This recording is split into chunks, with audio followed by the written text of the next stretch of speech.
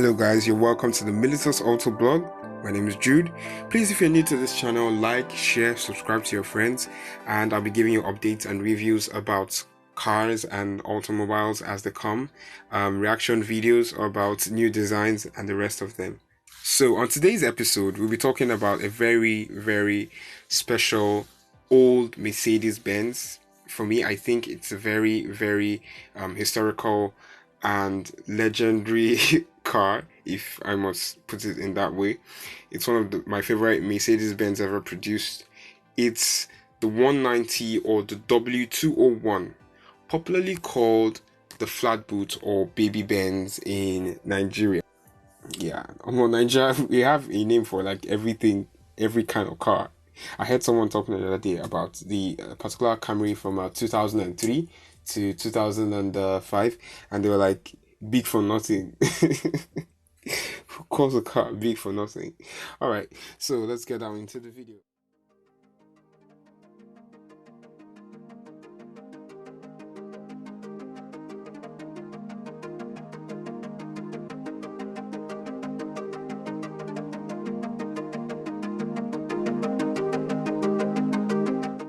So most of what I'll be reading today is from Wikipedia, and thanks for them for putting all the information.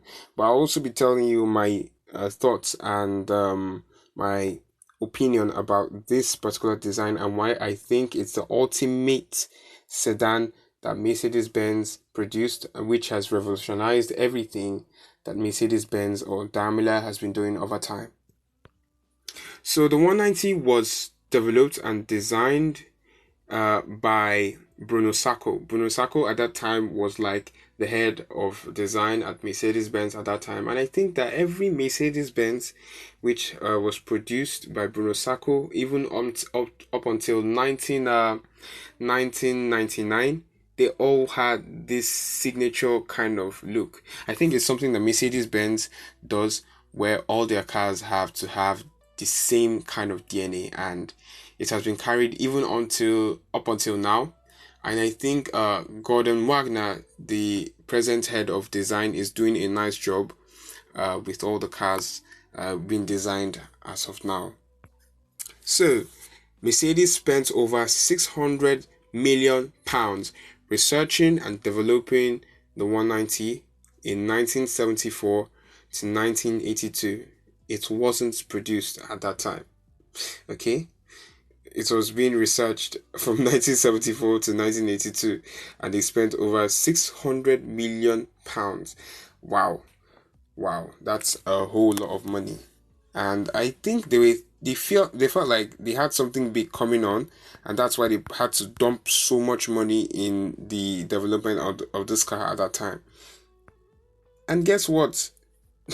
After producing this car, they called it massively over-engineered.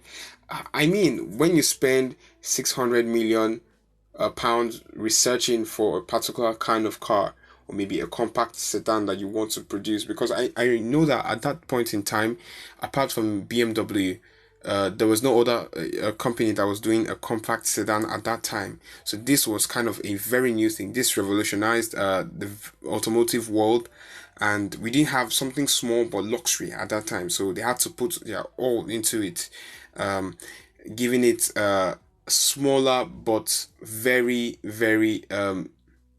it's utilitarian parts.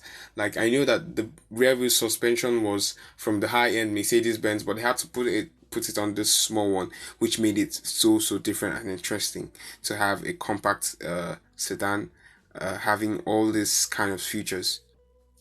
Throughout the production of the vehicle, 1,874,668 were produced, manufactured mainly in Bremen and some other parts of Europe too, and Germany and the rest.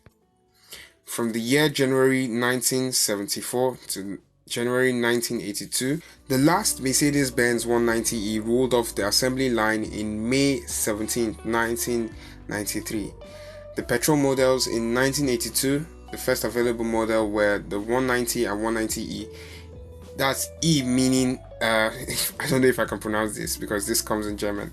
Einspritzung, or fuel injection. At that time, fuel injection was very new, so this was one of the first cars to come with it, because it was the high-end cars that came with fuel injection at that time. The rest used carburetors. Yeah, so these models made more power and had larger air intakes and exhaust valves. So they had more power. They made more noise. It had over 104 horsepower at that time, and the 2.3 to 16 valve Cosworth variant came with that 104 horsepower, with 77 kilowatts. Yeah, so that was, at that time, it was large for a car this size, doing 104 horsepower when cars didn't really make much power. That was obviously a new innovation.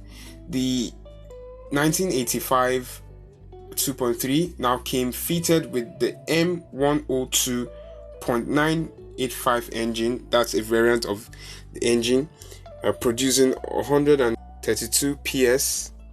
That's 97 kilowatts and 130 horsepower, until it was revised in 1987, now using a Bosch KE3 Jetronic injection. That's probably a new injection system, a different ignition system, and a higher compression ratio. Yeah, the way compression is done in the engine is the mixture of fuel and air, making it run rich to produce more power. It's produced 136 PS, 100 kilowatts, and 134 horsepower. That's about 4 more horsepower than the previous generation before it was revised. Other special variants of the 190 came in the LE, which was sold in the UK and Irish markets. We had the 180E, which in Australia, a limited run of 180 limited edition cars. So like 180 limited edition of the 190s were made in Australia. They sold in Australia from 1991 to 1994, and this was essentially a 1.8 liter 190E with a very basic trim. Yeah, it had a very basic trim, nothing so interesting about this 190E at that time.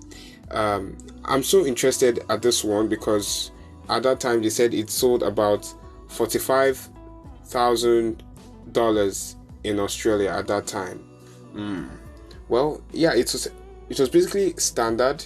The 190 deleted anti-lock brakes. Wow, so Australia didn't have anti-lock brakes, power windows, climate control on electric seats, heated mirrors, cruise control, and a multi-speaker sound system. Although power steering and air conditioning and central locking remained standard. Electric seats. The 190E limited edition. I know the US likes the beefiest of them all. In 1993, for the US markets, the two LE models were offered limited to 1,400 units. So that was 1,400 produced. 700 190E 2.3 liter limited editions, and the 700 190E 2.6 limited editions were sold in the US. Both the 2.3 and the 2.6 limited editions had a rear badge deletion. Oh, so they didn't come with the Mercedes-Benz badge, meaning that the 190E and the 2.3 or 2.6 chrome badges on the trunk lid were not added, so you couldn't tell which particular one was a 2.3 or 2.6, but you definitely knew that all of them were a limited edition. That was wow. America's rules are always something that I have to sit down and really try to understand, because wow, they had lots of rules and regulations. So Mercedes-Benz had to meet up with that particular thing going on there at that particular time. Obviously, the limited editions that came into the US would come with the best of trims: leather seats, sportline gear shifts, a sportier steering wheel, headlight wipers, low profile tires, 8-spoke rims, wow, a sportline and tuned suspension, which added tighter handling, had lowered the car by a quarter inch. Wow. The suspension was the same as the 190e Cosworth. So this was basically and the 6 to 16 valve and the 2.5 to 16 Cosworth. In the late 1970s, Mercedes competed in rallying. This is a very big story, with the very big V8 powered coupes of the R10 series, mainly the lightweight Mercedes 450 SLC. Those are big Benzes. The Mercedes wished to take the 190e rallying and asked British engineering company Cosworth, respects out to Cosworth out there, they do one of the best stuff, to develop an engine with 320 horsepower, a whopping 320 horsepower. That was big. Wow. For a rally car, this project was known as Project WAA by Cosworth. During this time, the Audi Quattro, that's a whole new story for another time. Audi had developed the Quattro, which was a 4 or all-wheel drive system that kept the car on track. It was a cheat code that other cars could not break through. I don't know how Audi did that. So once you hear a Quattro edition of an Audi, it's a very, very high-end Audi. With its all-wheel drive system and a turbocharged engine, the Mercedes 190 Cosworth was launched, making the 2.3 to 16 valve appear outclassed. With a continued championship motorsport series instead. Cars racing in this championship, however, had been based on a road-going model. So there's a homologation rule where cars that will go into rallying had to be produced, I think, up to 500 units before it could be badged as a rally car. That is homologation rule. For every car that is a rally car, they had to have a car for the roads, just a normal basic car. So based off of that car, they use it to produce rally cars or sport touring cars.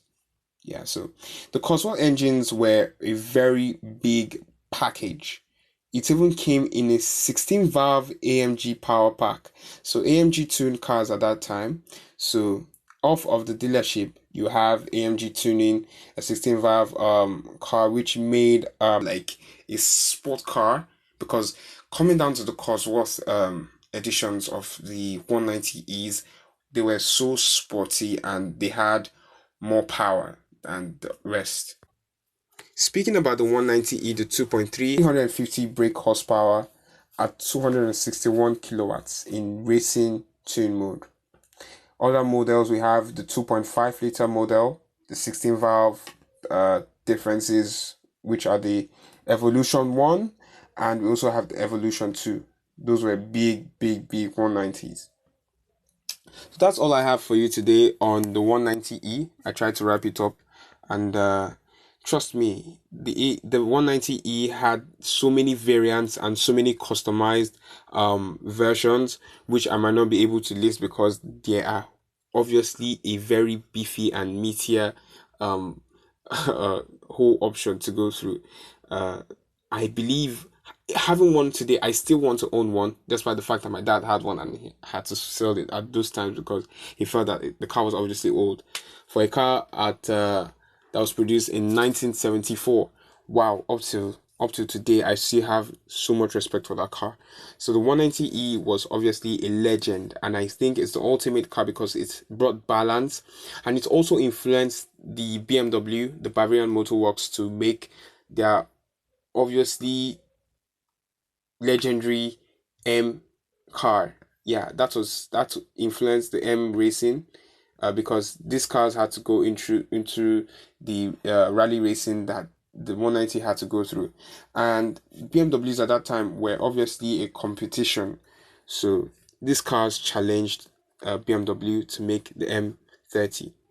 So yeah, I love the 190. Call it 190, call it W201, call it flatboot on just 190, and I love this car so much.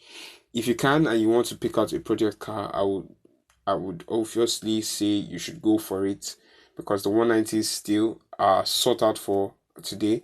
And if you can convert one to an evolution, maybe you buy kits and add on it to make for an evolution car, fine and good. You're on the right track. See you next time. Thanks.